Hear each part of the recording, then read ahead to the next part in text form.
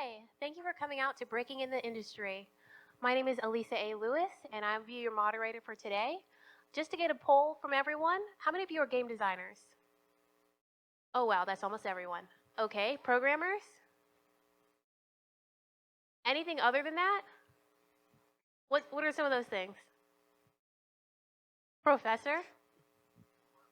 Marketing? Architect. Okay, good. We have a good scan of the room.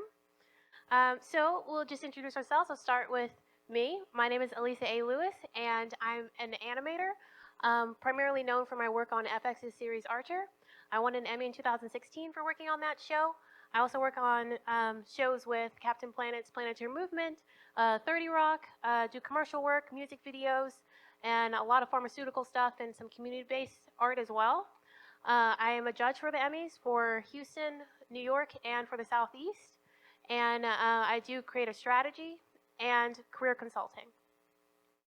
My name is Matt Wesdock. I'm a freelance sound designer based here in Atlanta. I mostly work with Wabi Sabi Sound.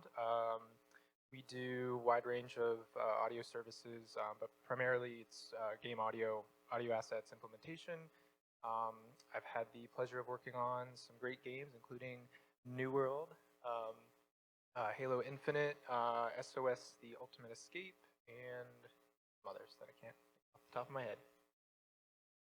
Ian Schreiber, mostly a game designer with a little bit of programming thrown in. I've been making games professionally since the year 2000. I try not to think about how long that's been. These days I teach full-time at Rochester Institute of Technology. I also do a lot of stuff with game jams and yeah, other stuff.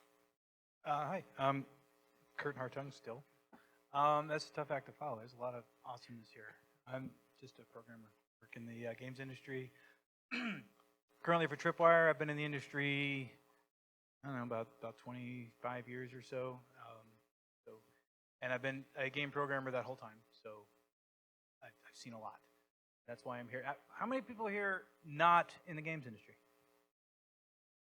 Okay, so for you guys, this is going to rock. For everyone else, you're already here, right? You can all talk to the panels about it. This isn't a broken panel.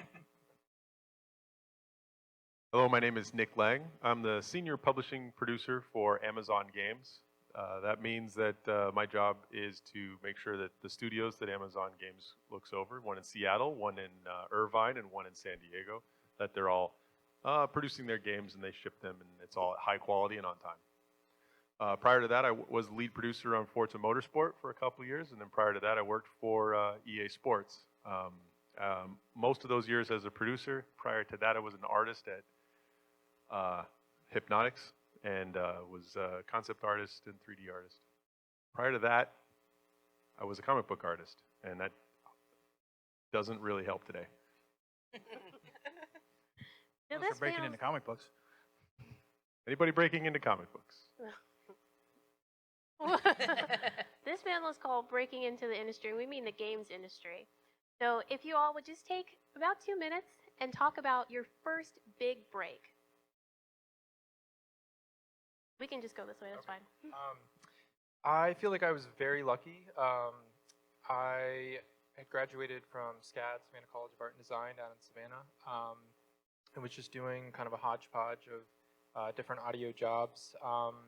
And I had a close friend, Eric Lorenz, who also works at Wabi Sabi, and I knew that they maybe needed some help down the line, and I sent them my resume, my demo reel, and just kind of patiently waited and nudged them occasionally. And then finally, one day, Andrew Lackey, the owner and founder of Wabi, reached out, and he said, let's get an interview going. And a few rounds of that later, and I got a job, luckily. So when I'm going to carbon date myself here. When I was growing up, I had an Atari VCS, later renamed to the 2600, and I loved playing this thing, but I told my parents, like, I really like playing games on this, but I want to make them. I have ideas of my own. How do I do that? And they had no idea. My parents were not technical at all. Yeah, but they said, well, if you want to make video games, you'd better learn how to program, and I kind of took that to heart. I did learn programming. I took computer science in high school. I majored in computer science in college. I never learned how to make games. You know, and at some point in the industry kind of split off, and the people who programmed games and the people who designed games were different people, and I never got that memo either. So I had no concept that there was even a game industry. I mean, obviously someone had to be making these video games. I assumed they were off in Japan somewhere. What did I know? They You know, are. yeah, that too. But I had no concept of this.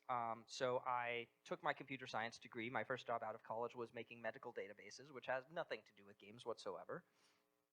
And there was this game that I played on my lunch break a lot, and got to be an active part of the player community. Got to know the developers just online. At one point, actually took a business trip out to Boston for some unrelated training, and that was where this one studio was located. And I actually met up with them and stuff, and got to talk to them and whatever, and ended up taking a job with them a couple of years later. So I kind of fell in by accident. I also fell in by accident, sort of. Speaking of carbon dating, I also had an Atari 2600. I modded it so I could put prawn chips in with a ZIF socket. No one? Okay. And the Apple II. And I always, to me, programming was always a fun thing I did as a hobby. My school had a TRS-80 in it, and I had access to an Apple II at the library, and I just had fun. But it never occurred to me it could be a career. I went to school for mechanical engineering because I liked working with aeronautical engineering, but I didn't want to analyze air columns, so mechanical engineering. And that's what the degree I got with. And while I was at college, though, I spent all my time programming in mud and helping EE students actually get their projects to work because I had keys to the machine shop. And when I got out, I got a call saying, hey, we know you can know mechanical engineering, but we also understand you can program. You want to help work on the satellite? I said, yeah. So I did that. And friends of mine and I decided to get together. And we said, we always wanted to, anyone remember the game TIE Fighter? Say, remember. Okay, awesome game. My friends and I loved that game. We said, what we really want is multiplayer TIE Fighter. The idea didn't exist. We had 14.4 modems back then. We had 2,400 modems and so we said, why don't we build that?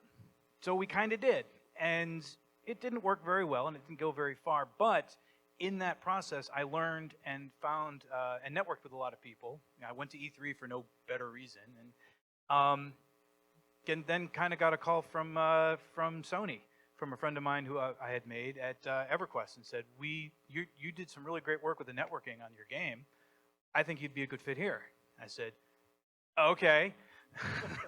So that was 2003 or so, and I've been there ever since. And I've learned a lot, and a lot of gaps I'm not filling in. One thing I would say is that I'm often asked, what should I do to get in the games industry? And I always find the answer from people like me is not what I did. And everyone says the same thing, and at some point you think maybe you should do what I did because it seems to work. That's interesting because I always say don't do it my way. But I'm a prophet. I've recently, in the last year or so, been thinking maybe my way isn't that odd because it's odd. So I had mentioned I was a comic book artist before. I went to a school, it's called the Joe Kuber School. And, okay, one guy knows what I'm talking about. It's quite small. It is only for comic books. They accept about 300 students, or there's only about 300 students there. They accept about 100 a year, and only 30 graduate. So they push them out. Like you have to really love it. This is great. I'm on my path. I'm doing my passion. The 1997. This is crazy. People won't believe me when I say this. Marvel went bankrupt. There was no more work, and I was in my junior year. And DC Comics got bought by AOL. And they put a freeze on everything until these AOL people could figure out what comic books were. So they were giving comic book work to anybody that could fog a mirror in 1995. But then I graduate and start looking for work, and I hustled like crazy just to pay my bills. And I did some work for Wizards of the Coast, and so that's kind of like games. That's kind of interesting. Well, a friend of a friend said, oh, you should interview at this place. They've got some animators there, some 2D animators. I told this story before. And I got hired basically because they knew the work ethic of my school and because I was a magical unicorn. I could use Adobe Photoshop and Adobe Illustrator. It was true magic. And I had Corel Draw? I did have some Corel Draw. Well, while I was there, they said we That's the used hat trick. Animator Pro, which was a DOS prompt program with 8-bit sprites. But I was hired because I could use those two programs to do basically UI and graphic design from some other graphic design work that I was doing, which is I like to refer to as the graveyard of illustrators. You go to graphic design for a while. So you do graphic design, and then I get that job. And then that particular company, I worked there for 5 years, and literally I was ready to leave, done with video games. I can't stand these people anymore. EA bought the company, we all moved down to Orlando, and it was like a party for a decade. And from there, it went from, by that time I was outside of art and more into design and transitioning towards production. So, and that was like 2004. Ta-da, here I am. So Curtis and Nick, you both mentioned something, and that is, don't do what I do. Now let me tell you what people tend to do. They'll have a vision for what they want to do. They'll learn the skills for that. They'll find a job that will allow them to work with those skills. They'll apply to that job. Hopefully they'll get an interview, and then they'll get the job. What in that process are we missing that you all have found working for you? I do have an answer for this because I get asked a lot. So I do all these things, what am I not doing? And the one thing I can say is networking. And I know that sounds like a buzzword, network, of course. You know, is this magic? Shh, don't tell anyone. Right? No. What seems constant in most stories that I hear of people getting into the games industry is, I knew this guy who did this and I this. And that seems to be the only constant thread. So what I'm saying is, get to know people, not about games. Not, hey, I'm looking for a job and I know, hey, I like to fly RC airplanes. I saw you like to do that. Network on something different and get to know people and go to conferences. And even if it doesn't feel like it's valuable, it actually kind of is. You never know when you're going to make a connection. That's the only thing I can say is you can't predict it. You can only explain it and say that's how that happened. So that would be my answer to that. I would totally agree. I think I've gotten 2 jobs in the last 20 years where I didn't know somebody. One of them was as a bartender at a bar because I was the tallest one that applied. Because they needed somebody to watch the door at the same time. And interestingly enough, this last job that I just got 5 months ago at Amazon, I had been interviewing for 6 months, and I knew a lot of people, and I had a lot of leads. I didn't know anybody at Amazon, but this is the one that I picked. And I think this is the anomaly for me. One step that seemed to be missing from your list was actually making games. You should do that. Even if they suck. Yes. I heard this from the drummer of Nirvana. So what you need to do, get in your garage and just freaking suck. And keep sucking until you don't suck. It's the only way. I would say finishing is more important than starting, though. A lot of people say, I've got a really great idea, or here's something that sort of boots up. But even if it sucks and it's done, I'm really happy. We can take care of suck. Yeah. All right. So for the people who have already put out their applications, some of you put out your applications already to different companies? Okay, almost about half of you. What are some things that can get your application fast-tracked? You already said it, make a game. One of the things, in fact, I was just talking to someone about this before I was just talking about it. When they say, what is it that people look at, how much do they pay attention to your resume? Not that much. It has to have certain bullet points on it. You know, we have to see you're the right person, the right job. Then we go right to your portfolio. What have you done with this stuff? Show us that. Show us complete projects. Not awesome projects. They don't have to be great, but complete. He's absolutely right, because complete counts for a lot. We know the last 90%, last 10% takes 90% of the effort. We know that. So to see a complete project, even if it's not very good, goes a long way. So yes, resume's nice. What have you accomplished with that is, I would say, at least as important and probably more like 50% more important than that. I'll go ahead and add on to that it's not just the game. Your entire portfolio site, right? It needs to be laid out in a way that I can see what you did. So you may not be a web developer. Too bad. You are for the purpose of your portfolio. get some web dev skills, at least enough to put together a competent portfolio site. Or at least copy a good one. Right. Yeah. Right. It doesn't have to be something where you take 4 years to learn web dev, right? It's but enough. And show me your games. Tell me what's cool about them. Tell me what you did on them. If I look at this game and I'm like, oh, the art for this is great. The gameplay is horrible. You're a game designer. Okay, never mind. Can I talk to that guy?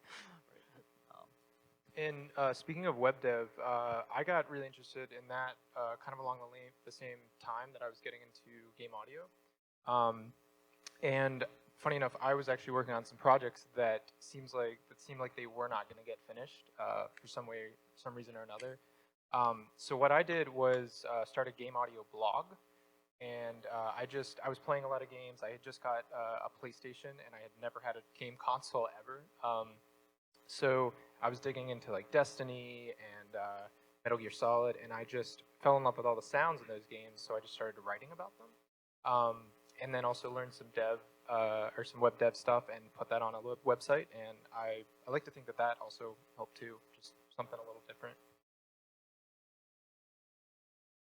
I've heard a lot of talk about portfolios, and maybe I don't want to crash the party, but I'm not sure that I've actually hired anybody based on portfolio. Not that they weren't good, not that I haven't seen them, but I think more frequently what I'm interested in is certainly bullet points on your resume to prove that maybe you've done a couple of things, but also your ability to talk about it.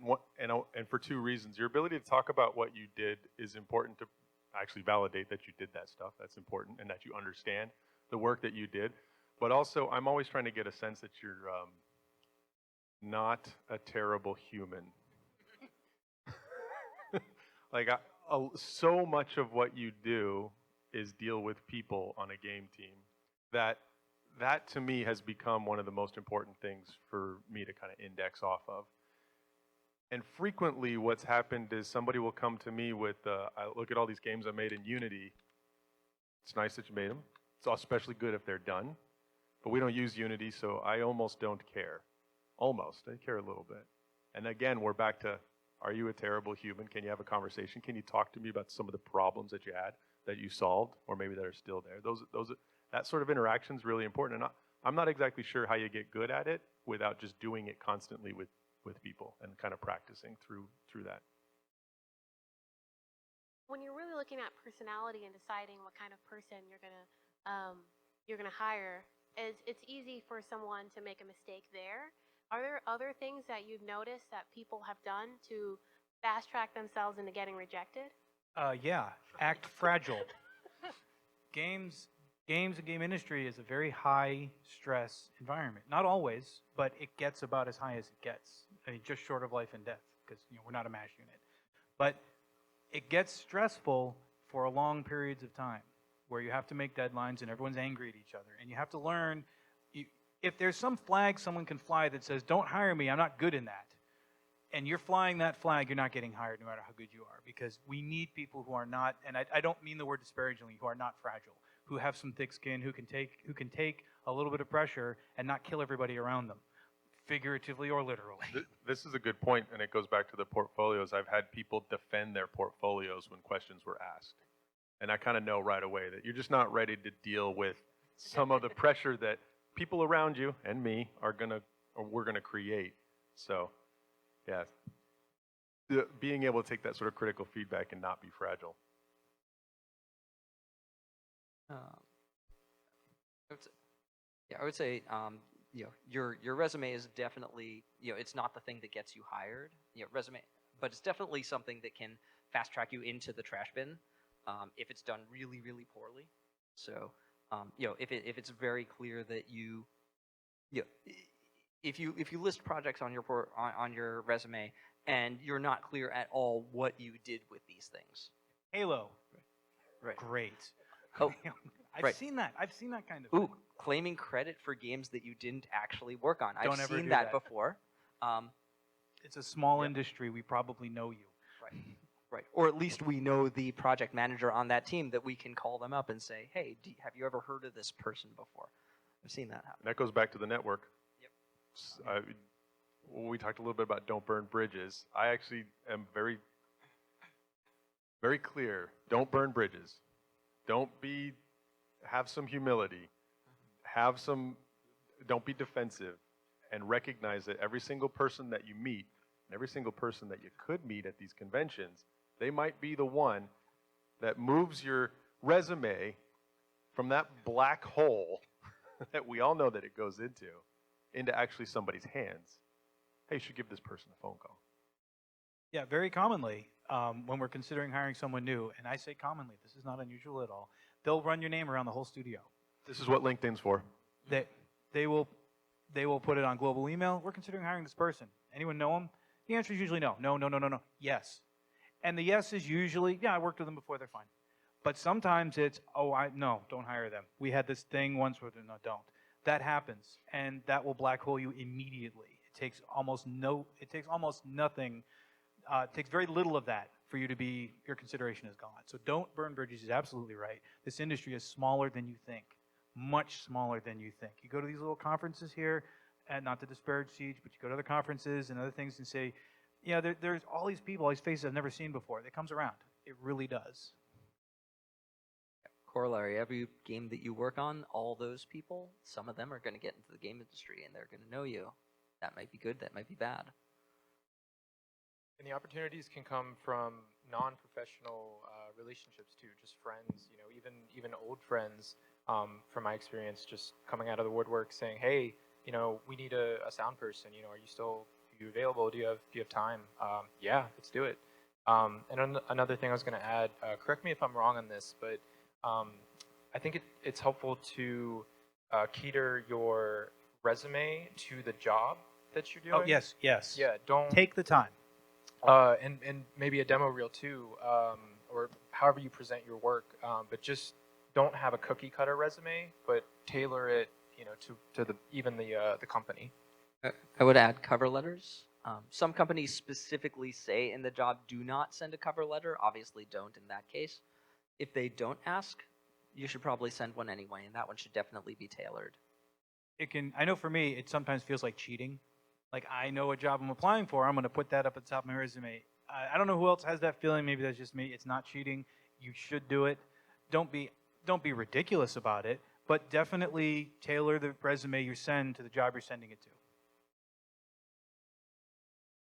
So we talked about a lot of the beginner things. What about people who have been in the industry for a little bit? How do they stay afloat, and how have you found the best practice for you to not go down when things get fickle? I'm so new to the industry. I don't know, just keeping the positivity up. Team synergy is really important. We touched on this, just being a good person. Or is the question more like socially and inside a studio? Just in general. Well, I think it is work social. practices? Because Yeah. we just talked about it. There's a lot of pressure. Bad things are going to happen. Games are going to get canceled. Funding is going to get cut. You're going to lose your job. Welcome to the games industry. I'd be surprised if it hasn't happened to everyone who's been into it for more than 5 years.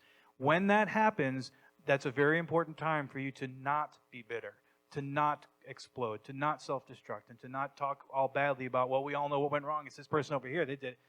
Keep your mouth shut. You want to stay in the industry, do that, because that person is going to be your boss in the next job. It happens. So I just say that. I'm not saying keep it all inside and suck it down until you finally go nuts. Talk to who you need to talk to, just don't do it at the office, is what I'm saying. Yeah, I would say layoffs are one of those things that feel awful when it's going on, and within 6 months, like 95% of the people I know that get laid off say it was the best thing that ever happened to them. Keep that perspective. In my case, there was a time when I was doing freelancing. I was in a space that didn't have a lot of I was in a physical location that didn't have a whole lot of game development companies, and I wasn't in a position to move. So, remote work was pretty much my only option. You know where I got all those gigs from? From the 2 places I had worked before where the company had imploded and everyone had gone everywhere else. And now, instead of knowing 40 people at 2 different companies, I know 40 people at 40 different companies. Layoffs are great if you want to go freelance. Just the more people that got laid off with you, the better. because they're all going to go to studios that need overflow work every now and then. You get it. So Well, we're at the halfway point. I want to open it up to the audience. If you have any questions. Yes. Not all at once. Yes. What I'm going to do, is there another mic? Oh, I'll just repeat the question. Yes.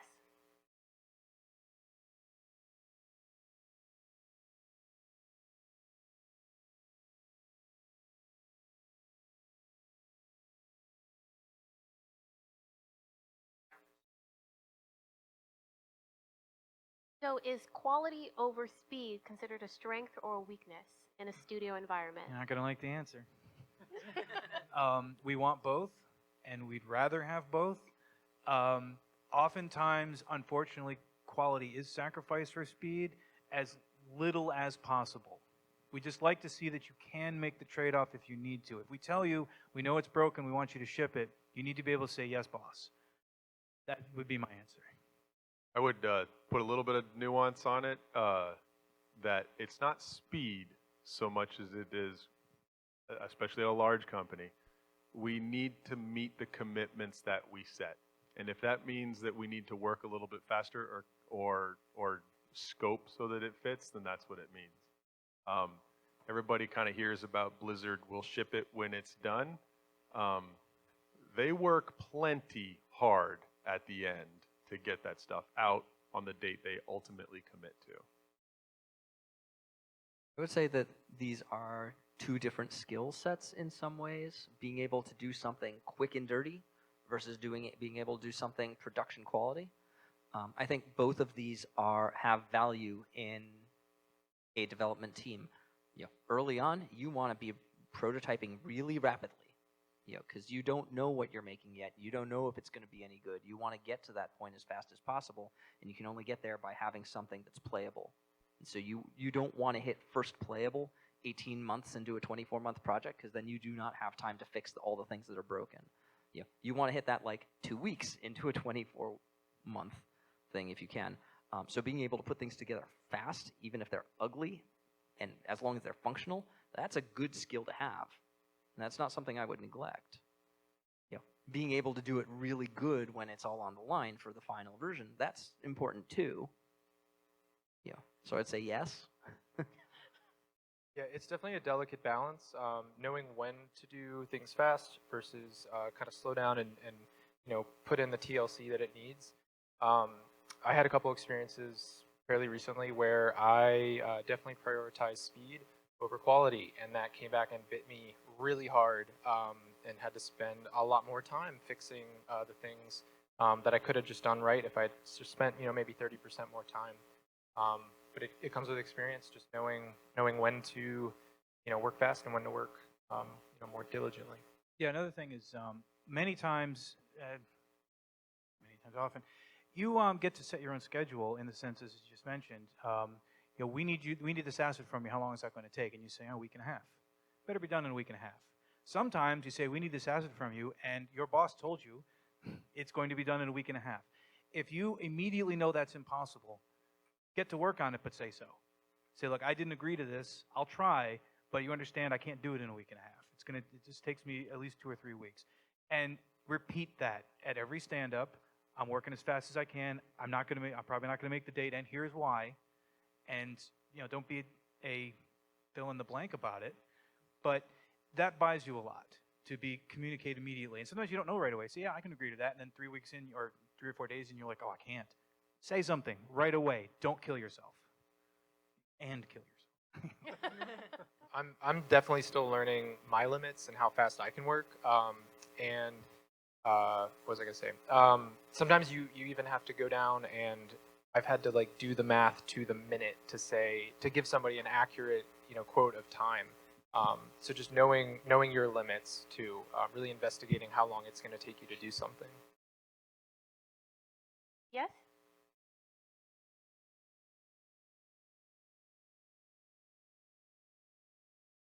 Are comic book narratives attractive to game developers? I think comic book narratives are attractive to everybody, especially these days. Yeah. Yes, I can say definitely. As a matter of fact, we employ a Tripwire, a comic book writer, artist. His name's Lee Hammock, and we love having him around. What's the average game that you read about? A big rock hit the earth, now we're fighting. I'm not even really exaggerating. The plots are often that shallow. And it's nice to have a little bit of effort. We don't need a novel, but it's nice to have a little bit of effort and background and lore that makes sense for the game. We really do appreciate that. So I would say yes, if we can afford it. I mean, I would say that, many game developers are comic book fans. I would say that if you are a comic book artist and you want to work for the game industry, do pick up some game development specific skills, because making art on a page and making art for a video game there are a few extra steps, like how to work within a specific limited resolution, how to deal with art pipelines, and how to get your art in the game so that it's actually working the way that it's supposed to, that you don't have to deal with in comics. And just doing that on a few games, even if it's just game jams, just so you understand that there is an additional process there and get some experience with it, would be a really good thing. Yes, and then you, and then you.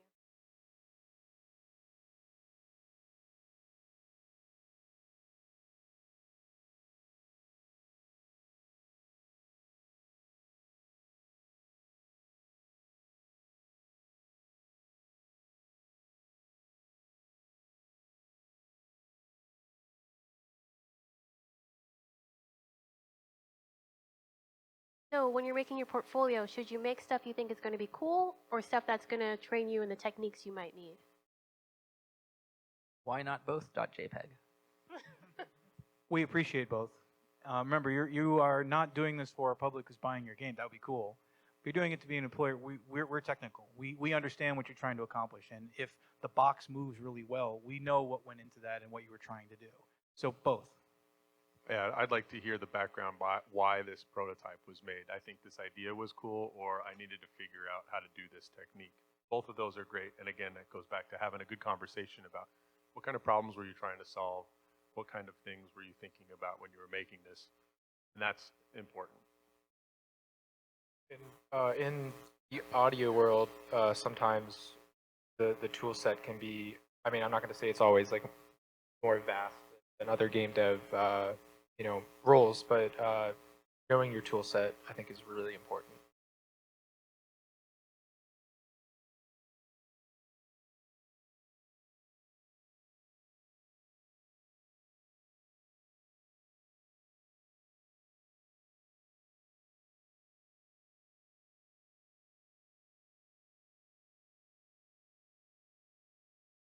Yeah, I know him.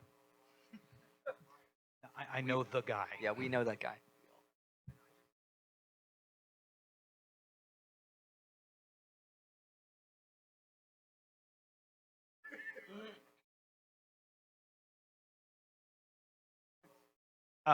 So I'll just repeat. Oh, yeah, go ahead. So how do you deal with a person who is gearing up for conflict, but you want to keep them around? I don't have a great answer for this. I just have a little bit of advice, and that is you got to kind of suck it up and work with them until you don't have to work with them anymore, and make that time as soon as you can. I think a lot of it depends on what your role is. If you're a peer or the engineer designer dichotomy there, that depends. I always will sort of revert to clear context. Let's make sure that we understand exactly what we're talking about and whether, are we off track? Are we out in the weeds? And additionally, I always like really candid clarity, as in, hey, every time we're together, you kind of spend a little bit too much time ranting about these subjects. Do you think you could dial it back? Or maybe we could go grab lunch and you can bitch at me all day long? Or for the hour that we're out at lunch, a conversation about it. I don't think that kind of thing really hurts. And you want to do that one-on-one, because if you do it in the group, he'll be defensive. Good point. You got to get him One-on-one. That's away from the situation, after, before, remember it, and come talk to him in a very non-confrontational way. Maybe nothing will come of it, but guaranteed nothing will if you don't try. Yeah, I want to say a lot depends on context here. You could spend an hour just talking about all the different situations. Right? If this is a class project, and you have to work with them, and you do not have the means to, fire a team member, and that's off the table, then you have to work with them, and you have to figure out, okay, how do I make peace with this? Can I address the if it's a school version and we can't fire him? Because I feel like I get a lot of that. Some you can. I can't wait until we're out of school and we can fire people. Does it You get any better? cannot fire people in the real world. I mean, I'm exaggerating only slightly, but it is these people that you work with, you're gonna finish the project with them. Ta-da! And also the question is, like you said, like if you're a project manager, then dealing with difficult people is your bread and butter, and that's going to be like an interview question. Like, have you ever dealt with someone who's difficult on a team? Oh yes. Let me tell you some stories. Okay, what'd you do about it? Right. If you're in school, I'd say go to your library and ask the research librarian, because they know everything. And ask them, are there books on how to deal with difficult people in the workplace, right? This is an established thing. There are websites, there are books, there are GDC talks about how to deal with this, how to have conflict resolution that's relatively painless, how to walk people through this, how to figure out what it is, when someone is being difficult, what is it that they really want, and how can you give that to them so that they can stop being the jerk. So there are strategies out there for that. I'm not very good at this.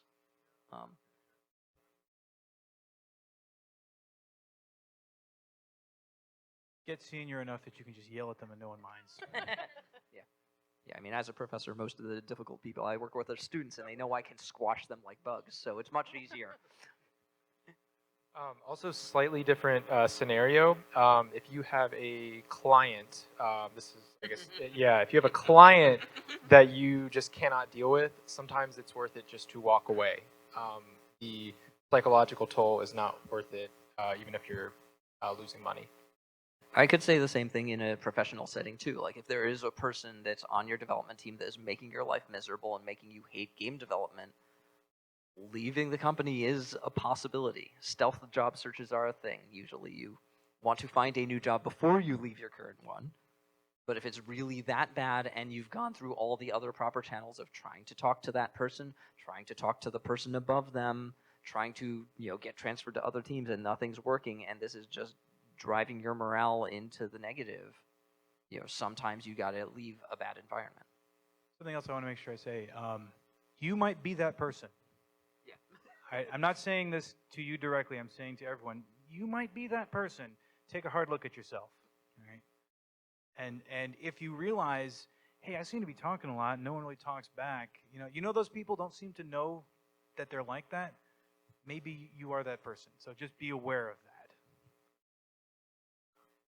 You and then you.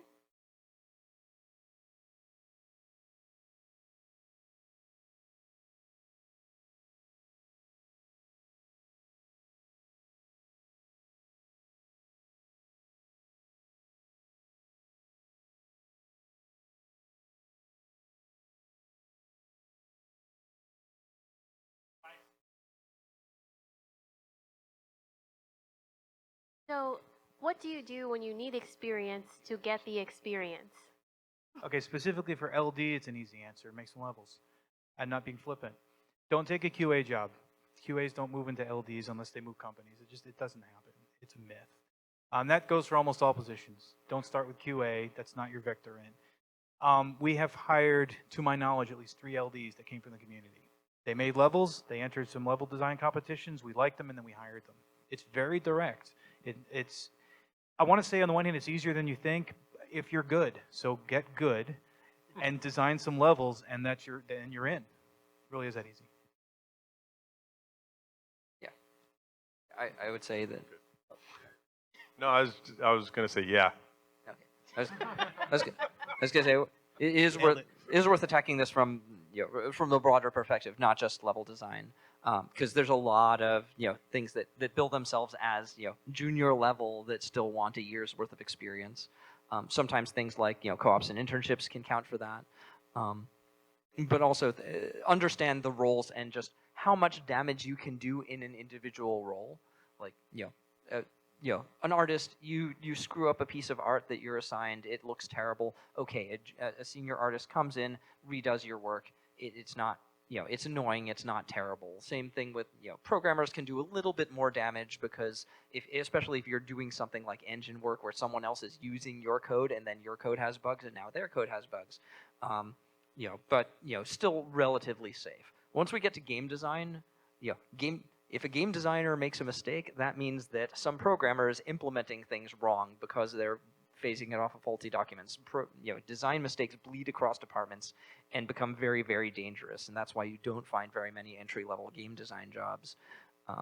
Producers, their job is to keep the game on schedule and on budget, which means that production mistakes cost you time and money.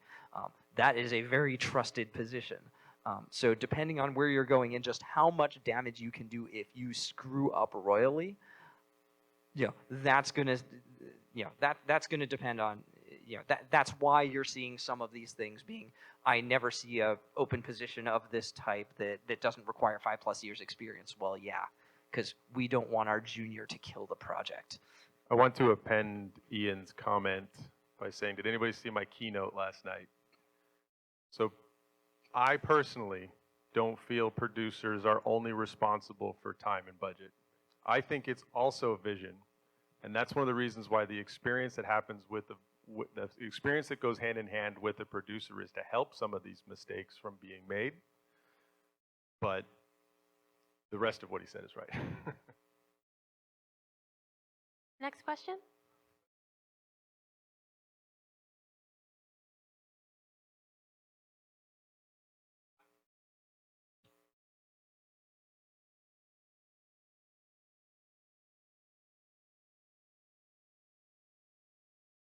How do you know when you're just struggling because things are difficult or when you've had enough? So I actually had a great piece of advice. I didn't do this myself. When I'd had enough, I went into academia, which is its own set of craziness. But I had this person told me they had this they printed out this this saying and stuck it on their monitor all the time. It says, "Making games is fun," and they could gauge their level of burnout by when they read this. Was it a reminder of how awesome their job is, or was it read in a very sarcastic tone? Yeah, I don't have a great answer for that. I think it's very personal. You have to decide. Do I hate going to work every day? Or am I just getting through it? Do I see a light at the end of the tunnel? I mean, I could go on and say, but I think it's just personal. Yeah, I would double back on that. It's really personal. When you find an answer, please let me know. I could give a little bit of a personal experience. My sort of fuel is difficult, ambitious, and nearly unsolvable problems in my future. If I see that when I wake up in the morning, I'm super jazzed. I'm ready to go. That is not necessarily healthy on day 364. So I got married, and my wife tells me when I'm stressed out, and that's how I know when I'm stressed out. And it used to be a joke, but it's absolutely real.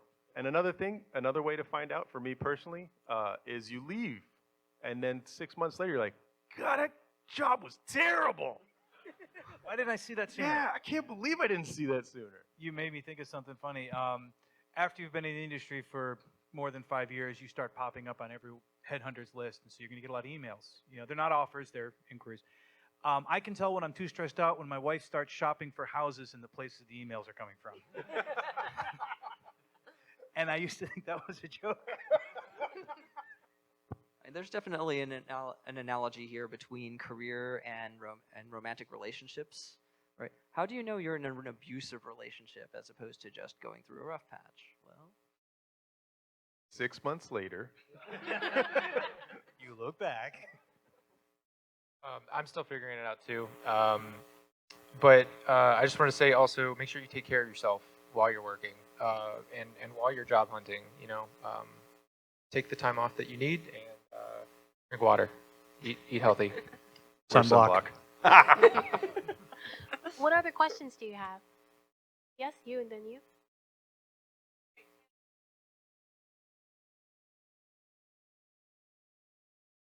Is there anything differently that she needs to do as a woman to break in? I've actually gotten this question, or I've heard this question on several other panels, and the sum that I generally get back is no, not really. I've heard some, and I don't want to say that's the answer. Right? That's kind of where I lean. When we look at resumes and portfolios, we don't care. I mean, sex, gender, whatever. We're looking for a skill set, and if you match that, if you saw some of the people I work with, you would know we don't care, and that is true at every game studio I've ever been at. Having said that, I have heard from women say that they feel that they're more attacked, or that not in a violent sense, just that their opinions are. They feel they have to work harder, and I look at the meetings and think, what are you talking about? That's what we do to everybody, and you have to learn not to take it personally because we do it to everyone. Because you're going to work. It's a privilege to work in the game industry. It's superstars everywhere. Everyone's always so top of their game. They know amazing things. I just listen, and it's amazing. And the way they get that way is by being very critical of each other. And that can come off as an attack. So you have to learn that that's just kind of something that all game professionals do. There's fewer women than men, and that's kind of the way it is. I wish it wasn't that way, but it kind of is, and that can be perceived as bad. I've never seen it actually be that way. I would say the answer is, at a surface level, the answer is no. If you're smart and you're good at your job and you can explain your portfolio and your train of thought, fine, just like everybody else. I would put a caveat around the networking aspect. It is intensely important at the level that I hire at, that I've got some sort of personal experience with somebody that's worked with you. Now I recognize that's it's probably not the same gender to gender. I recognize that, but I don't have a good answer for you. I'm sure there are other people, and I'd love to be part of that conversation. But at least I think so. So I will point out that this is a panel of all white guys. So What? So stay this color. So you want to take our advice with a grain of salt here. I would say number one, do lock down all your social media accounts, emails, things like that. Put two-factor authentication on everything. Be conscious of cybersecurity. Which we should all do. We should all do. But if you do get into games, there are bad actors out there that will attack you through those methods. You want to make sure that's in place before that becomes a problem. As far as what you need to do differently, there are a bunch of women in games groups out there which are great for networking, asking this kind of advice, meeting people, stuff like that. So you have that route open to you. There are two ways to, I'm actually going to go against what you said here. I will say there is sexism in the game industry. And you're going to run into a bunch of guys who have not seen it because we're guys. And you'll have to decide. There's two routes you could go here. One is to say, I am who I am. I'm going to be upfront about this, and realize that there are going to be some companies that will not hire you, not in a discriminatory fashion, but just in the sense that people have unconscious biases, and if they see a female name, it's going to predispose them in one direction or the other. So you can guard against that by doing things like using initials, using a name or nickname that is gender neutral, those kinds of things. Not putting a gendered an obviously gender reading picture on your website or your portfolio or anything like that, just to get you past those gender bias filters. Or you can say, I'm going to be upfront about the fact that I am a woman here. If that gets me off of some of these lists and makes it harder for me to get hired at some places because of gender bias, well, those are places I didn't really want to work anyway, because they're probably more likely to not treat me very well once I'm there. So you can dodge some bullets that way. So it's up to you which way you want to go. Whether it's more, I want more shots at getting in, or I want a better shot at getting into a good place. So I will say, there is a lot of problems being a woman in the gaming world on the gaming side. That's very real. I mean, I know I have friends who they just turn their voice chats off because as soon as they open their mouths, That's true. Sorry. And that, I wish it wasn't true, but it is, and it bleeds over into, oh, the people who make the games must be like that too. Maybe sometimes there are, very, very rarely. Or, okay, I just haven't seen it, but the point is, it's not as rampant in a studio as it is online. Yeah, Low bar. yeah, Asking the women in games groups yeah, get a what better they answer have from felt. them, I guess. what they've encountered. I feel so compelled. I feel so compelled. Give You an can answer. You contribute. can do it. I'm just a moderator. You're allowed. I want to, just from my personal experience, co-sign on what Ian has said and say that that goes over for people of color as well. There's so many people who don't see discrimination because they don't have to. But if you do take the necessary steps to get ahead of it or to just be better than the people around you, then there's usually people who are just looking for your skill sets. I know that's the case. I think to the extent that it exists, it completely sucks. I'm saying that. I would not work anywhere where it's happening. I would not put up with it. I can speak for myself. So we only have one more question left. Who is it going to be? Yes.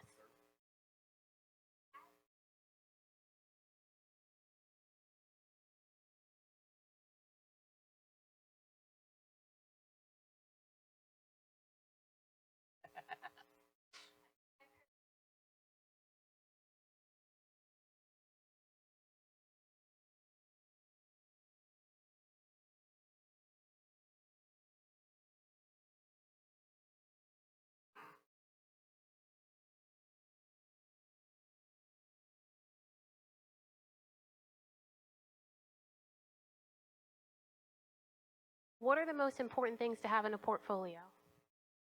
There's a saying that if you ask two people for opinions on a portfolio, you get or two people, you'll get three opinions. So you will get a lot of conflicting advice. To me, I think team projects is fine because games at any company you're going to get hired at. Guess what? You're going to be working in a team. You need to show that you can do that. What you want to be very clear about in your portfolio is what did I do on this? So that you're not raising red flags about claiming false credit or just not being able to talk about what you did. Be able to talk about what you did, be able to point to the specific things. It's like, in this game, this piece and this piece and this piece, those are mine. So you can even show, in addition to the project itself, like, here's some sample work that I did that went into this project. I want to see that you worked on a team, and I want you to be able to explicitly describe your contributions. And also the train of thought, again, that got you to these ultimate solutions that we see. Even if it was, I had a great idea and we just didn't have the time, and this is how I solved the didn't have a time problem, and it's kind of garbage. But it's done. I want to hear excitement. I want you to put stuff in your portfolio that you're ready to gush about. I mean, I would rather you say, I had to do this asset and we could only use 2 colors, and look how awesome I got it to look because it's an 8-bit game. Then I got these 8 things done and they're all some animation I don't care about. I'll put them both in, but I want to hear you talk about the one that made you interested. Was interesting. Was a team project? Great. If it's not, whatever. Just something you feel comfortable really talking about how awesome you did and how fun it was and the problems you had to solve. That's what I want to hear. I'm so sorry. We'll be around after. Yes. So please thank our panelists. Great. If you could all take a second just to tell people where they should find you or what they should follow or anything you'd like to promote. I'm on Twitter at Matt Wesdock. Put my name thing up if you want to read it. Yeah, my Twitter handle is Ian Schreiber, spelled exactly like my name. People find me on Facebook, social media in general. If you type, my name is pretty unique. If you type my name into Google, you will find me and pretty much only me. Yeah, Curtis at Tripwire Interactive LLC is my email. And again, if you type in my name, I think I'm the whole first page. So, because it's unique. You can find me on LinkedIn, Nick Laing. I'm Vigilant Rex on most platforms. And if you type in my name, I am not the motorcycle travel guy from New Zealand.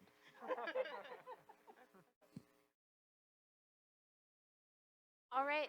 Well, we do have to clear out this room. You can speak to your panelists outside of the room. Thank you so much for all coming out.